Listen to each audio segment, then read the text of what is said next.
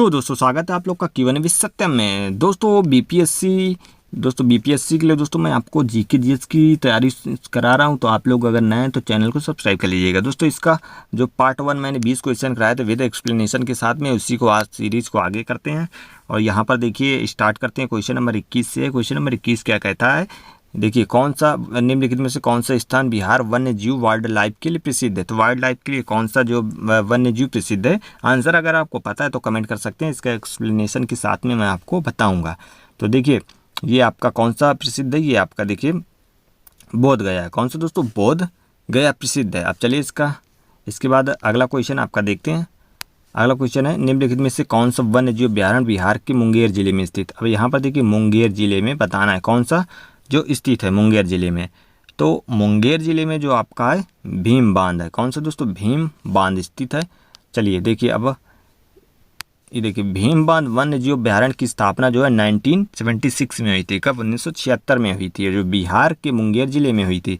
इसका कुल क्षेत्रफल कितना है दोस्तों, ये 681.99 वर्ग किलोमीटर है। कितना दोस्तों, 681.99 किलोमीटर है। दिए गए अन्य विकल्पों में वाल्मीकि वन्य प्राणी अभ्यारण्य पश्चिम चंपारण में है। तो ये यहाँ पर देखिए जो दिए विकल्प हैं, यहाँ पर देखिए वाल्मीकि वन्य प्राणी अभ्यारण्य जो ये कहाँ पर, पश्चिमी चंपारण है। तो ये आपसे कई बार आपसे क्वेश्चन पूछा जा चुका है दोस्तों। ये जो सारे क्वेश्चन आपके हैं तो सारे रिपीटेड क्वेश्चन हैं जो आपके पिछली ईयर में परीक्षा में आए हुए हैं। तो ये देखिए गौतम बुद्ध पक्षी अभ्यारण्य कहाँ पर है, ये आपका गया जिले में है। और उत्तर राजगीर वन्य जीव अभ्यारण्य कहाँ पर, आपको ये नालंदा जिले में है। इसकी पीडीएफ चाहिए तो आप टेलीग्राम चैनल ज्वाइन कर सकते हैं, वहाँ पर इसकी पीडीएफ मिल जाएगी। अब देखिए यहाँ पर अगला क्वेश्चन है, कोयले पर चलने वाले 3 थर्मल पावर स्टेशन जो बिहार में स्थित हैं इस प्रकार हैं। तो किस प्रकार हैं, ये आपके ऑप्शन है, किस प्रकार हैं, आपको इस तरह से स्थित है बताना है। तो यहाँ पर देखिए पहला आपका बोकारो आएगा, फिर चंद्रापुर आएगा, फिर संताल ढी आएगा। तो ये आपके कुछ इस प्रकार से हैं, बोकारो,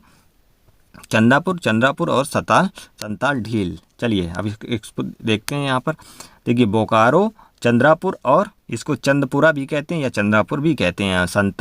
संताल ढील 3 पावर स्टेशन हैं जो कोयला आधारित हैं। वर्तमान में तीनों झारखंड राज्य में हैं। वर्तमान में बिहार में बरौनी, बाढ़ और कहलगांव कोयला आधारित थर्मल पावर स्टेशन एनटीपीसी द्वारा संचालित हैं। तो ये आपके कहाँ पर है दोस्तों, झारखंड राज्य में। आपको पता है झारखंड जो है बिहार राज्य से अलग हुआ था। तो चलिए अगला देखते हैं।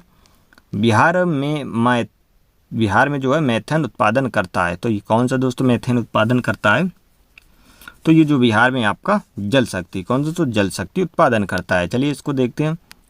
देखिए 1997-98 मैथन डैम का निर्माण दामोदर की सहायक बराकर नदी पर हुआ था। कौन सी, जो दामोदर की बराकर नदी है, सहायक नदी है, तो वहाँ पर हुआ था, किया गया था। यहाँ पर जो जल विद्युत संयंत्र की स्थापना की गई थी। वर्तमान में झारखंड के धनबाद जिले में है। कहाँ पर है, जो वर्तमान में जो आपका धनबाद जिले में है। चलिए अगला देखते हैं। पुराना बिहार का कितना प्रतिशत जमीन लेकर झारखंड राज्य बना था। तो कितना प्रतिशत जमीन लिया था जो बिहार से झारखंड बन गया था। तो ये आपकी कितने प्रतिशत जमीन ली थी, तो ये आपकी थी जो 42.35%। कितने दोस्तों, तो 42.35% ली थी ज़मीन। चलिए ये देखिए अब यहाँ पर झारखंड राज्य बनने से पूर्व संपूर्ण बिहार का क्षेत्रफल कितना था, 1,73,870 वर्ग किलोमीटर। इसके बाद इसमें जो है 79,714 वर्ग किलोमीटर क्षेत्रफल 15 नवंबर 2000। कब बना था झारखंड, आपका 15 नवंबर 2000 को नया झारखंड राज्य निर्मित हुआ था। अतः पुराने बिहार राज्य का कितना दोस्तों जमीन लेकर 45.84 जमीन लेकर जो है झारखंड राज्य बना था। वर्तमान में बिहार का कुल क्षेत्रफल कितना है, 94,163 वर्ग किलोमीटर है। तो ये आपको जरूर याद रखना है, यहाँ से भी क्वेश्चन आपके बन सकते हैं। चलिए अगला क्वेश्चन, झारखंड बनने के पश्चात बिहार में लगभग कितने जिले रह गए हैं। तो कितने जिले रह गए हैं झारखंड बनने के पश्चात, जब झारखंड बन गया उसके बाद अब बिहार में प्रेजेंट टाइम में कितने जिले हैं। तो प्रेजेंट टाइम में जो अगर जिले की बात करें तो कितने 37 है, यानी कि 37 ज़िले हैं। चलिए आगे देखते हैं। अब देखिए झारखंड बनने के पश्चात बिहार में कितने, यहाँ पर क्वेश्चन आपको सावधानी से पढ़ना है। यहाँ पर क्या है, झारखंड बनने के पश्चात बिहार में कितने ज़िले रह गए थे, तो यहाँ पे 38 ज़िले रह गए थे। अब झारखंड निर्माण, लेकिन आप लोग सोच रहे हैं कि बिहार में तो 38 ज़िले हैं, तो यहाँ पर क्वेश्चन के अकॉर्डिंग ही आपको जवाब देना है, क्योंकि उसमें ऑप्शन भी 38 नहीं है लेकिन 37 ऑप्शन दिया है। तो वो इस प्रकार से पूछा है, जब बिहार आपका बनने के झारखंड हटने के बाद बिहार में कितने जिले रह गए थे? तो झारखंड निर्माण से पूर्व 55 जिले थे, लेकिन नवनिर्मित झारखंड में 18 जिले चले गए थे। वर्तमान में बिहार में कितने? देखिए 38 जिले। 38वां जिला आपका अरवल है। तो अरवल जो अगस्त 2001 में जहानाबाद को विभाजित करके बनाया गया था। तो ये 2001 में आपका जो है ये आपका अरवल जिला जो है बनाया गया था। तो ये आप क्वेश्चन के अकॉर्डिंग ही आपको जवाब देना है। चलिए अगला क्वेश्चन, बिहार की जो है सिंचाई क्षमता अंततः कितनी है? तो बिहार की जो सिंचाई क्षमता कितनी है, ये आपकी कितनी है?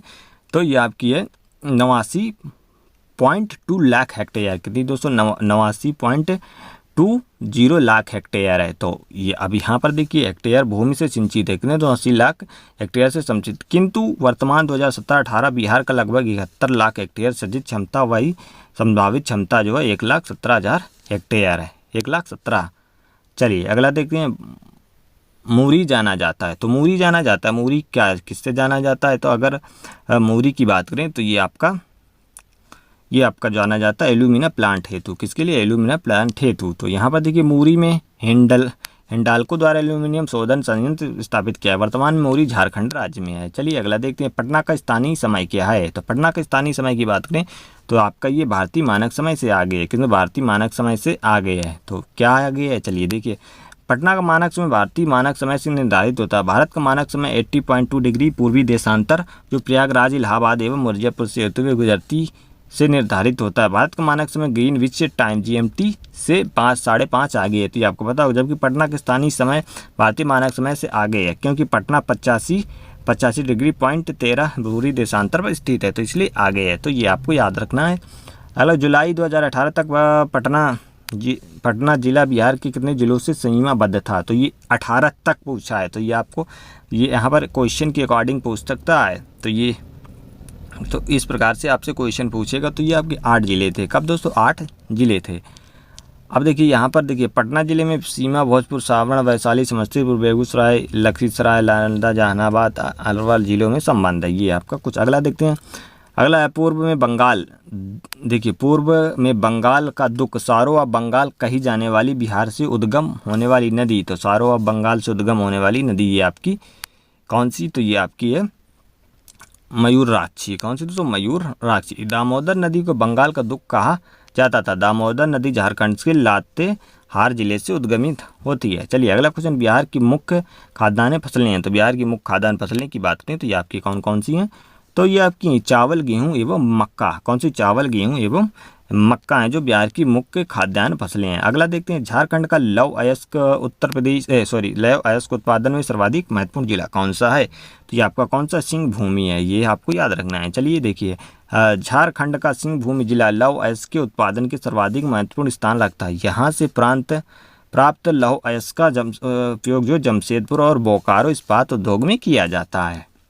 चलिए, छोटा नागपुर में प्रारंभिक स्तर पर अर्थव्यवस्था आधारित थी। तो किस पर आधारित थी? छोटा नागपुर प्रारंभिक स्तर पर अर्थव्यवस्था किस पर आधारित थी? तो ये आपकी थी जो वनों पर आधारित थी। किस पर? वनों पर आधारित थी। चलिए देखिए, छोटा नागपुर में प्रारंभिक स्तर पर अर्थव्यवस्था वन आधारित थी। छोटा नागपुर पठारी इलाका, यहाँ पर कृषि का कार्य सहज नहीं है। प्रारंभ में तकनीकी विकास के अभाव में ना तो यहाँ उद्योग विकसित था, ना ही खनन कार्य संभव था। तो इस वजह से जो वनों पर आधारित थी।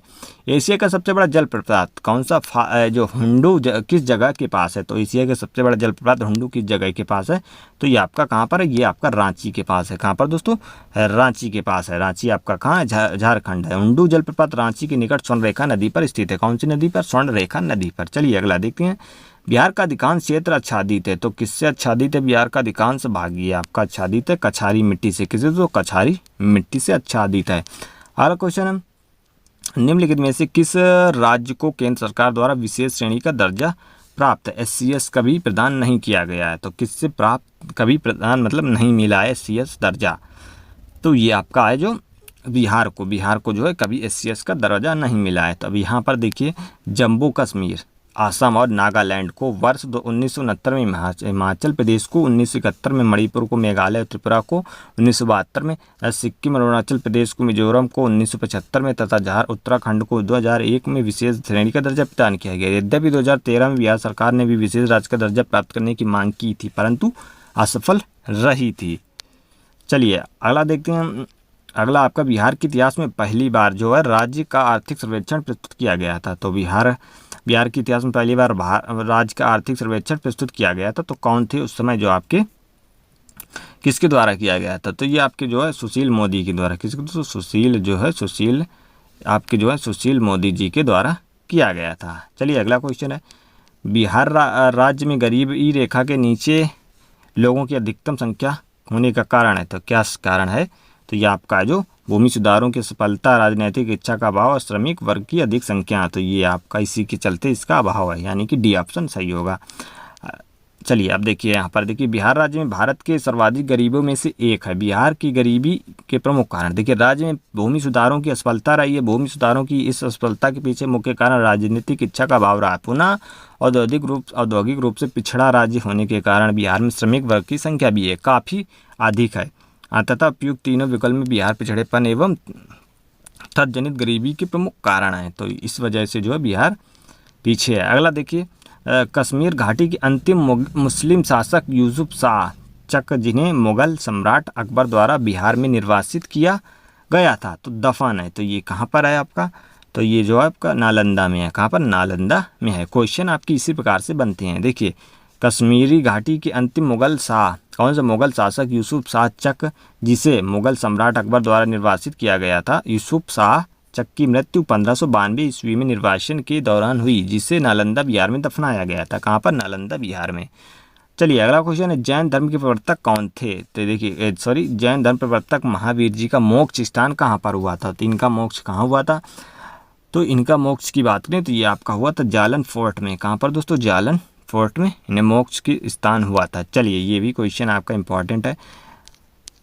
स्वामी सहजानंद सरस्वती एक पत्रिका प्रकाशन किया था। तो इनके किस पत्रिका का प्रकाशन किया था? तो इन्होंने हुंकार। कौन सी दोस्तों? हुंकार। ये कई बार आपकी पूछी जा चुकी है। तो हुंकार जो है ये आपके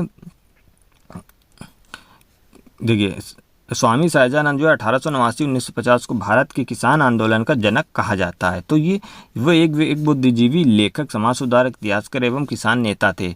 स्वामी सहजानंद सरस्वती आदि शंकराचार्य संप्रदाय के 10 नामी सन्यासी अखाड़े के दंडी सन्यासी थे। स्वामी जी ने हुंकार नामक पत्रिका भी प्रकाशित की थी। चलिए अगला देखते हैं, देशेर कथा पुस्तक किसने लिखी थी? अगर देशेर कथा पुस्तक किसने लिखी थी? ये आपकी जो है ये लिखी थी सखाराम गणेश देवस्कर ने लिखी थी। किसने? सखाराम गणेश देवस्कर ने लिखी थी। चलिए देखिए, अब यहाँ पर देशेर कथा, देश की बात, महान क्रांतिकारी चिंतक एवं लेखक सखाराम गणेश देवस्कर द्वारा लिखित क्रांतिकारी विचारों से युक्त बंगला पुस्तक है। कौन सी दोस्तों? ये बंगला पुस्तक है। इसका प्रकाशन आपका 1904 में किया गया था। जो आपकी पुस्तक है देशेर कथा की, देश की बात है, जो इसका कब हुआ था? 1904 में प्रकाशन हुआ था। देखिए अगला क्वेश्चन है, किसके प्रयत्नों से बिहार प्रांतीय कांग्रेस का दूसरा अधिवेशन हुआ था? तो किसके प्रयत्नों से हुआ था? तो ये आपका जो है ये आपका हुआ था श्री कृष्ण जो तो बिहार के पहले आपके मुख्यमंत्री थे। इन्हीं के चलते जो बिहार कांग्रेस का दूसरा अधिवेशन हुआ था। चलिए आगे देखते हैं। देखिए, श्री दीप नारायण सिंह के विशेष प्रयत्नों के फलस्वरूप बिहार प्रांतीय कांग्रेस का दूसरा अधिवेशन हुआ था। दोस्तों यहाँ पर थोड़ा सा मिस्टेक है। ये दोस्तों ये ऑप्शन, हाँ दोस्तों यहाँ पर एक मिनट, यहाँ पर ऑप्शन थोड़ा सा मिस्टेक हो गया है। यहाँ पर ये ऑप्शन ऊपर नीचे हो गया, यानी कि ये बी ऑप्शन यानी कि दीप नारायण सिंह ही है, यानी कि ये ऑप्शन आपका गलत है। श्री दीप नारायण सिंह के विशेष प्रयत्नों के, हाँ ये कौन थे? आपके दीप नारायण मिश्र थे, सिंह थे, जो फलस्वरूप बिहार प्रांतीय कांग्रेस का दूसरा अधिवेशन 9 अप्रैल 1909 को भागलपुर में संपन्न हुआ था। इसके अध्यक्ष जो डॉक्टर सत्यनारायण सिन्हा थे। अधिवेशन में जी के गोखले यानी कि गोपाल कृष्ण गोखले एवं श्री खरे की विशेष उपस्थिति में थे। तो यानी कि इसका ऑप्शन से दीप नारायण सिंह थे। चलिए अगला क्वेश्चन है, हजारीबाग में बिहारी स्टूडेंट कांग्रेस कॉन्फ्रेंस का 16वां अधिवेशन हुआ था। तो 16वां अधिवेशन हुआ था, तो ये आपका 1921 में हुआ था। कब? 1921 में हुआ था। चलिए, हजारीबाग में बिहारी स्टूडेंट्स कॉन्फ्रेंस का 16वां अधिवेशन जो है 1921 में, कौन सा अधिवेशन था? ये आपका 16वां अधिवेशन था हजारीबाग में। तो चलिए दोस्तों, ये आज को इतना ही रखते हैं। बाकी आपके नेक्स्ट क्वेश्चन आपके जल्दी आ जाएंगे, तो आप लोग चैनल को सब्सक्राइब कर लीजिएगा और PDF चाहिए तो टेलीग्राम ज्वाइन कर सकते हैं। मिलते हैं नेक्स्ट वीडियो में। जय हिंद, वंदे मातरम।